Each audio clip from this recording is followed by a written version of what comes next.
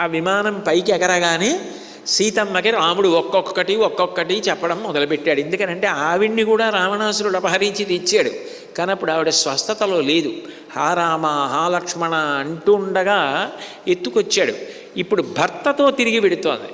భర్తతో తిరిగి వెడుతున్నప్పుడు ఒక్కొక్క ప్రదేశాన్ని చెప్తున్నాడు అనుకోండి. ఇక్కడే జటాయువుని చంపాడు, ఇక్కడే పంచవటి, ఇదిగో ఇక్కడే నిన్ను అపహరించాడు, ఇదిగో ఇదే అగస్త్య మహర్షి ఆశ్రమం, ఇక్కడికే మనందరం వెళ్ళాం, ఇదిగో చిత్రకూటం, ఇక్కడ మనందరం ఉన్నాం, ఇక్కడికే భరతుడు వచ్చి పాదుకా పట్టాభిషేకానికి పాదుకలను అవి తీసుకెళ్ళాడు, అదిగో శరభంగ మహర్షి ఆశ్రమం, అదిగో సుతీక్ష్ణుడి ఆశ్రమం, అదిగో దండకారణ్యం, అందులోకే మనం ప్రవేశించాం. ఇలా చెప్తూ రాముడు తీసుకెళ్తున్నాడు అనుకోండి సీతమ్మని.